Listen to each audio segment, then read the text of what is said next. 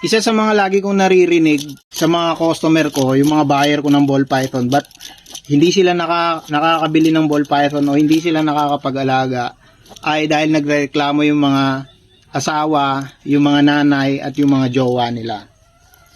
Pero alam nyo ba na kung yung anak nyo, asawa nyo ay mahilig sa mga exotic pets, ay isa kayo sa mga masiswerteng tao dito sa mundo. Bakit ko nasabi? Kasi kapag nakapag-asawa ka ng hobbyist o may anak ka na isang hobbyist na lalaki, ibig sabihin nun, malayo siya sa bisyo. Kasi ang gagawin lang yan, magbibreed lang yan ng ball python at magbibreed lang yan sa bahay. Kumbaga, hindi na yan maghanap ng ibang hobby. Hindi na yan mambababae, hindi na yan magsusugal, hindi na yan magdodroga. Kaya napakaswerte nyo. Kaya kung gustong mag-alaga ng mga asawa nyo ng ball python, ay wag nyo silang pipigilan. Kasi pag pinigilan nyo yung mga yan, maghahanap yan ng ibang hobby. Pwedeng magsugal yan, pwedeng mag-beer house yan lagi, sa beer house. So, mas malaking problema pag ganun. Pag nag-alaga yan ng ball python, nasa bahay lang yan. Kumbaga, mag-aalaga lang yan at magbi-breed. Kahit sabihin na natin hindi siya pepera, hindi siya magkakapera sa pag-aalaga ng ball python. Yung mga benefits lang nun, na nasa bahay lang, tapos hindi magbibisyo, doon pa lang sobrang panalong-panalo na kayo. May mga tao lang talaga na hindi nila makontrol yung mga desire nila sa mga ganitong hobby. So, ibig ko sabihin, hindi nila makontrol. Ang ginagawa nila, bili lang na sila ng bili. Hanggang sa wala na silang pambayad ng mga kuryente, ganon, yung mga essential, nakakalimutan na nila. Ang ball python hobby ay luho to. Luho lang siya. Literal na luho lang siya. So, kung may extra lang kayo, dun lang kayo bumili ng ball python nyo.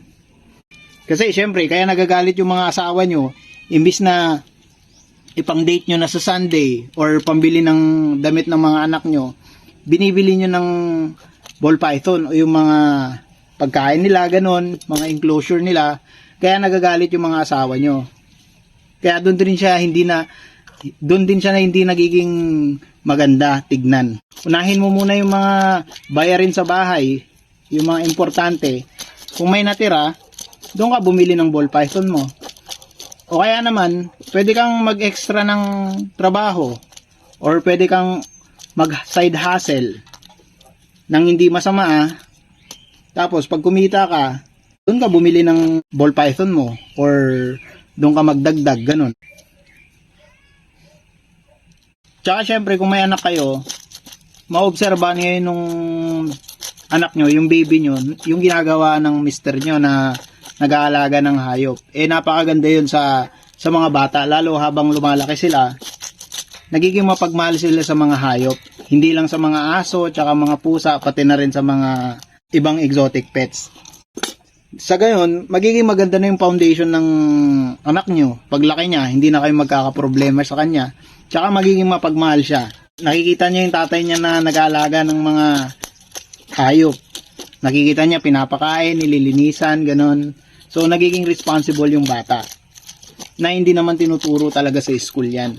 Kaya sa mga mister na nagbabalak mag-alaga ng ball python na hindi pa rin pinapayagan ng mga misis nila, alamin nyo muna yung mga responsibilidad nyo, tapos ipakita nyo muna na responsible kayo sa mga asawa nyo para hindi kayo bawalan. Baka naman kasi kaya hindi kayo pinapayagan ng mga misis nyo kasi alam nila na irresponsible kang tao, di ba? Kahit sa mga estudyante, kaya hindi kayo pinapayagan ng mga nanay nyo na mag-alaga ng ball python kasi nakikita nilang hindi kayo responsable.